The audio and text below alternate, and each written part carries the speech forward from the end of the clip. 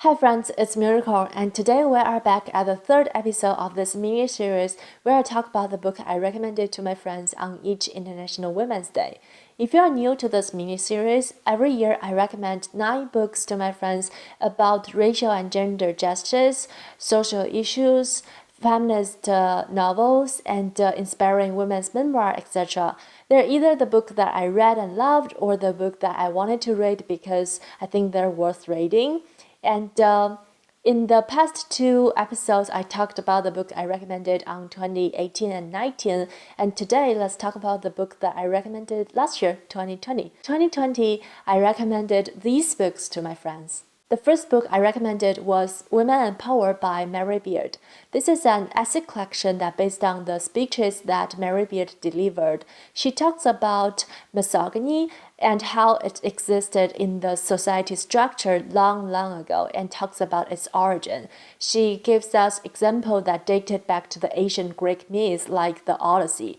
And also she addressed that whenever women acquires power, people tend to seek out the masculine sides or traits within them. For instance, historians tend to give female historical figures some masculine traits, and in recent history, female leaders tend to dress like men to fit in the political environment, and she urges us we cannot just simply fit in this male-coded world. We have to change the structure of it. This means that rethink power as necessary from the followers to the leader side. The second book I recommended was When I Hate You, or A Portrait of the Writer as a Young Wife by Mina Kadesmi.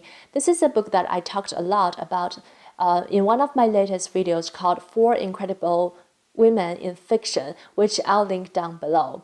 And this is unfortunately a novel that inspired by the author's real experiences. So from the beginning, we know that our unnamed narrator was escaped from her abusive and manipulative husband to live with her parents. The story unfolded in 2 timelines now and then. Both led us to examine her hypocritical husband who tried to control every aspect of her life and cut off all her connections and destroy her work. And she also has a precise observation about the people around her who try to sugarcoat the whole situation and pressure her back to him. I recommended this book to my friends because it was my favorite book of the previous year, so in 2019, and it's stunning, heartbreaking, but also funny. Following, I recommended Invisible Women, Data Biased in a World Designed by Men by Caroline Criado-Price. This is a book that opened us to a half-world that we normally could not see because the world is largely designed for and by men. If you're a woman, I believe you have the same experience as me, where the pockets in our clothes is like small enough for nothing. And in the meantime, the pockets on men's clothing are large enough to fit in a whole smartphone and their wallets, so we have to carry a bag whenever we go. And also, an example that I used a couple of videos ago is that when COVID first hit, we find out that the protective suits medical workers are using is usually too large and too baggy for female medical workers because those protective suits are designed by and for men. And it's very inconvenient for female medical workers to change their pads and tampons when they're on a period.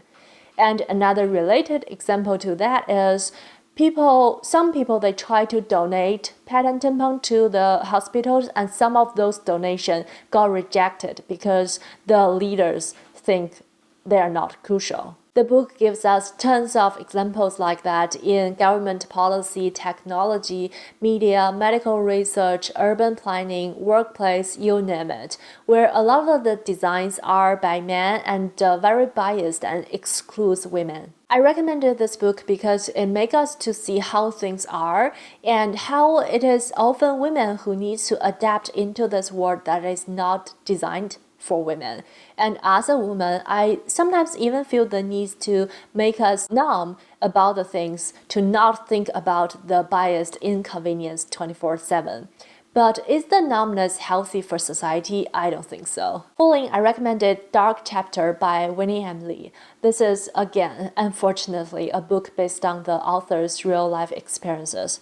It's talking about our protagonist, Vivian, who likes to travel and go on hike alone. So when she went on a work trip in Europe, she went on a hike by herself, and eventually she was attacked and got raped. This book followed her before and during the attack, and also after the attack, how she got her rape case done and dealt with the police in 2 countries and the aftermath like that. I recommended this book because it's the first book that I read that followed the entire case and what happened after that. Although it's a fictional novel, but it's an own voice one and it's very educational. Before reading this book, I read pieces here and there about how the rape cases are handled, or even books that put in a lot of different cases together, but never an entire case, including the trial. It's a very provocative book that shows you the impact on the victim, and also how they have to relive the situation over and over and over again in court and to show to other people. The book also wrote a little from the rapist's perspective and shows you how the living environment of his and the people that surrounding him may affect his decisions. It's very irritating reading about his part, but sadly it may be true that how people are educated is without any respect to women, and how when he was talking to his friend, they just materializing women a lot. The 5th book I recommended last year was Educated by Tara Westover. This is a book that I raved about to everybody in my life after reading it. It's Tara Westover's powerful and empowering memoir. Tara Westover was born to a survivalist family where her parents didn't believe in the government and didn't believe in education. So she didn't set foot in a classroom until the age of 17. When she was 17, she went to Brigham Young University to study music, where she discovered her love for knowledge and also devoured herself into study and ended up getting a PhD from Cambridge. This book is wonderful and terrifying at the same time. Tara wrote about her childhood, where she and her siblings getting so many physical and verbal abuse from their father, who didn't believe anything or anyone. And it is very amazing to me how Tara was able to self-taught herself to reading and even some mathematics, when the only thing that she was allowed to do is playing in her father's junkyard and helping her mom with herbalism. When we're small, we tend to not questioning our parents' notion at all, and Tara did the same. But it's fascinating to me to see how she was able to reflect on her parents' notions and choose to not get blind anymore. This is a little bit of rebellion, a lot of courage, and a whole lot of strength. Another impressive thing is, of course, how Tara got a formal kind of education. I also think the years of her spending in her parents' junkyard is another form of education as well. But after she went to Brigham Young University, she found out the whole blank hole in her knowledge, and also she made small and big mistakes. Some of the mistakes are pretty unforgivable if you have had a decent education before, but she wasn't defeated by all the things that she found that she doesn't know, and she continued study and ended up involved into this strong woman who has a rounded worldview and independent opinions on things and events. If you have read this book, you'll know that it's so hard to survive in this family, let alone thrive in it. But she did it, and I guess it's the whole point of education. The 6th book I recommended last year was Sister Outsider by Audre Lorde. Audre Lorde was a self-described Black lesbian mother warrior poet. She dedicated her life into confronting and addressing the injustice in social issues. This book peeled off the different layers of discrimination in the world, and she urged us to speak up against injustice, and she called out the people who uphold patriarchy in different ways. And I like how she discussed the use of anger. She pointed out anger of injustice translated into action that's in the service of our vision.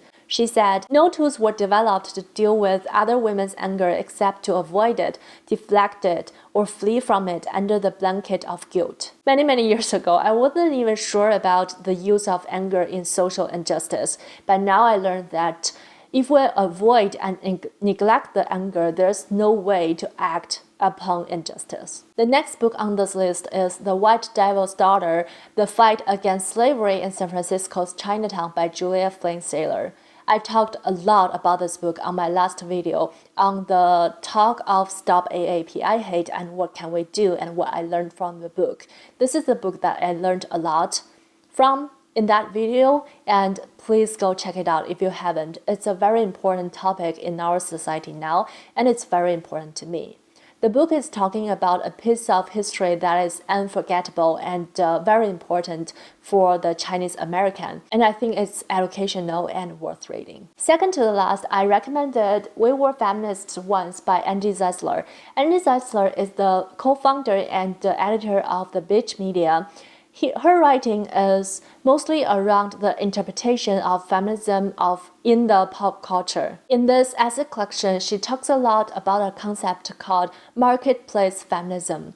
It's stating that nowadays feminism has become a tagline for a lot of services and products. Instead of trying to solve the real issue and make real changes, business often use feminism to promote their products and services. She uses a lot of examples, including the use of the word empowering, which is I'm very guilty here. I feel like I just used empowering a couple times in this video.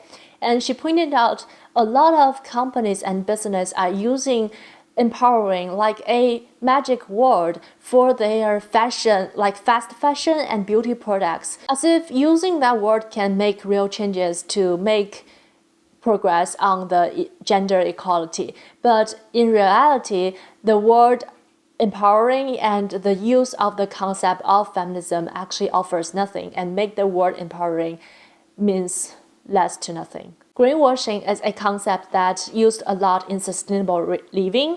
It's a process of conveying false impression and delivering misleading information to make a product sound like more eco-friendly.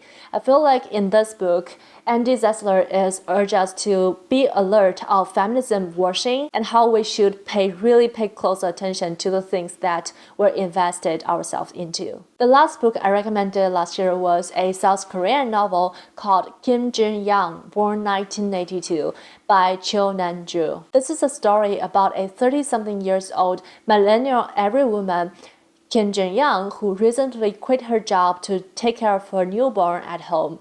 This is something that women in South Korea are expected to do after they got married. But peculiar things happened. Jin Yang started to impersonate the voices of other women.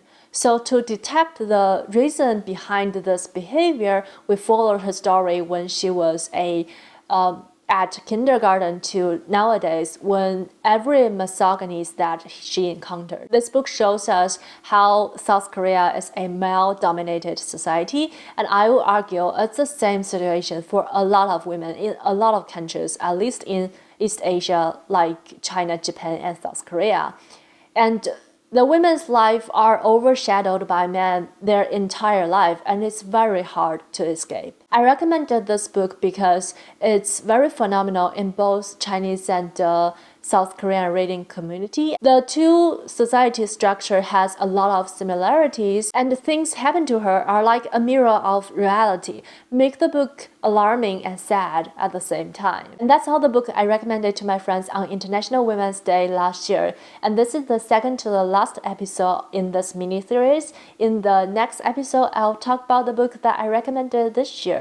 I hope you enjoyed this video. Let me know in the comments if you have read or heard of any of the books, or any of the books pique your interest, or just say hi. And thanks for watching. Thumbs up. Happy reading. Stay healthy. I'll see you in my next bookish video. Bye.